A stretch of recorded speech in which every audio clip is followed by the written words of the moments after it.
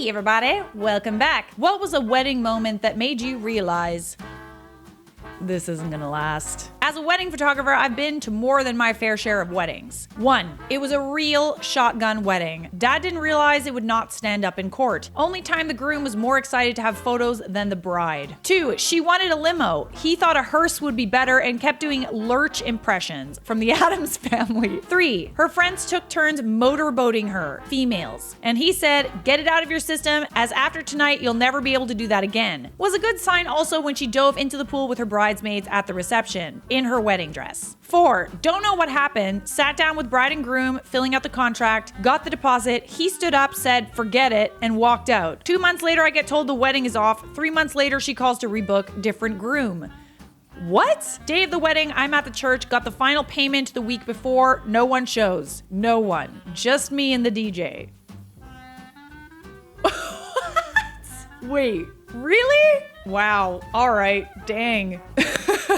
When they were doing the wedding vows and the priest got to the for richer or poorer part, and she said for richer or richer and maybe for poorer.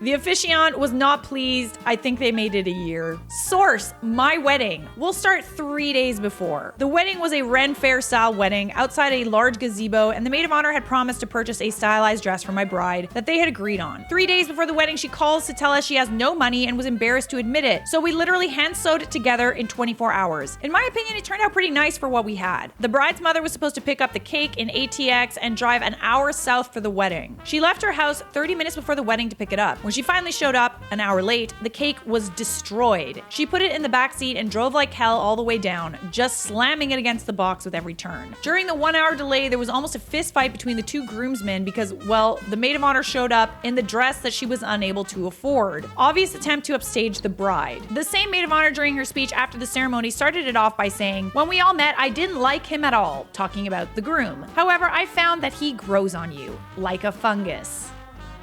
Needless to say, my entire side of the family was super cold to all of this. Really? Come on, take a joke. Since all of these issues were on her side of friendships or families, I was told to suck it up and we'll discuss later. I sort of assumed a lot of these friends had just shown themselves the door. Quite the opposite, in fact. 2 years later, when I accepted my first well-paying job out of college, it became an issue that it was an hour and a half out of Austin. So she just decided to stay to be with her friends. I mailed her the divorce papers, and since she couldn't be bothered to even show up to the hearing, I'll never see her again. Wait, what? Your ex-wife was okay with the maid of honor betraying her and wearing the promised dress? Are you upset about never seeing her again? Kinda sounds like you lucked out, buddy. She told me 2 days before that she found her fiance annoying and that she didn't like him and he was awful in bed.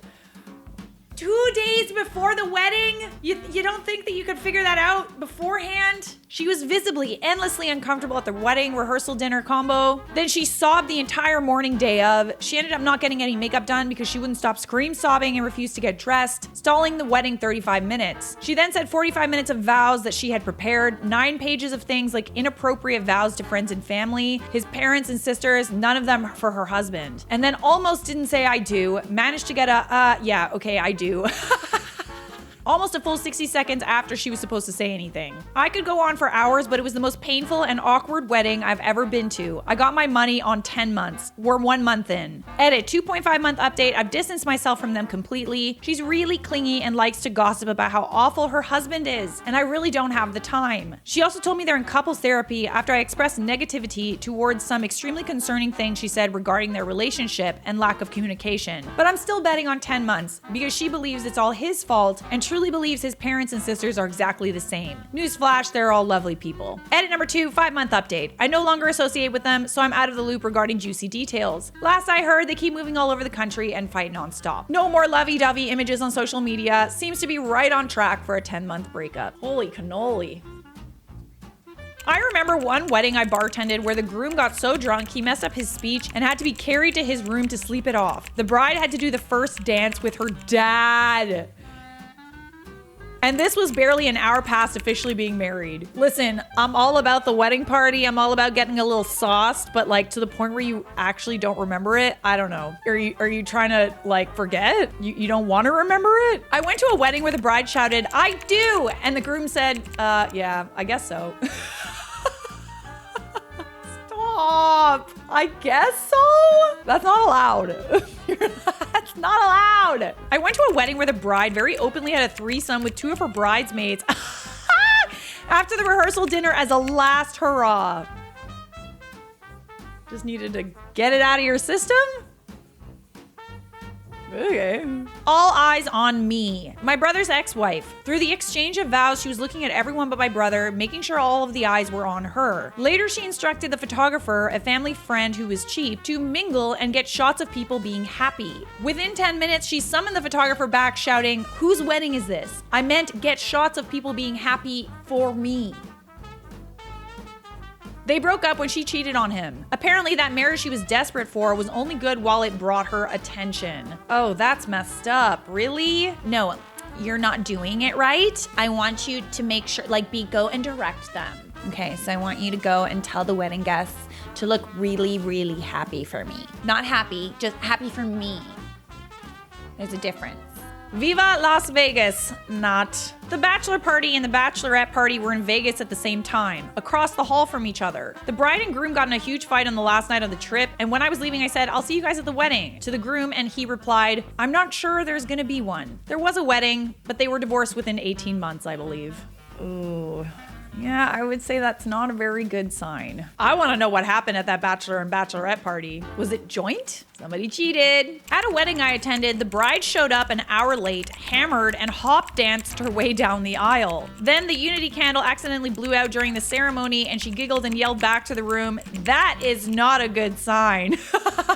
I think you're right, sweetheart. I think you're right. I went to a wedding as a +1 with my gay male friend. Well, when the pastor asked if anyone had any reason the couple shouldn't be married, my friend leaned over and whispered to me, "Does doing the groom in the co-closet earlier count?" I would say yes. I think that does count. Uh-oh. I should have known it wasn't gonna last when my new husband added dedication to my ex to our reception playlist. No! I would say that if he's still thinking about his ex and still thinking about the music that they listen to, that's not a good sign. I was a groomsman in a wedding where the mother-in-law and grandmother-in-law showed up in black dresses and black veils. Oh, that's almost worse than showing up in white, dude. Like it's a funeral? Holy cannoli. And at the reception, the grandmother loudly said that marrying a teacher who makes pennies is beneath their family. It lasted about a year and he got stuck with a massive credit card debt on cards he didn't know she had. Ooh, oh, there's layers to that one, eh? Well, I guess they were right.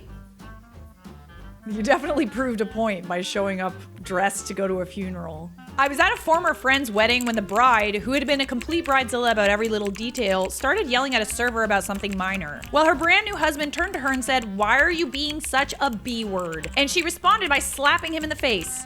On their wedding day. He was in the army and deployed a few months later, and as he was convinced she was gonna cheat on him, he asked her to get his name tattooed right above her lady parts. In the end, they were married for a few years and had a kid before she found out that he had been cheating on her since they started dating. Wow. And now you're stuck with that tattoo. I went to a wedding once where the bride got her own room for the wedding night because she was too tired to share a bed. Between that and the fact that she looked utterly bored during the ceremony, I knew it wasn't gonna last. Waste of a George Foreman grill on my part. Ah, you got them a George Foreman? I guess you can't have take-backs when it comes to wedding gifts, eh? Even if the wedding doesn't work out. One of my friend's girlfriends used to work at a bridal shop, and once she was fitting a bride's dress, when she overheard the bride telling her best friend she was waiting for a decision from her ex. She was gonna dump her fiance if he wanted her back and go through with the wedding if he didn't.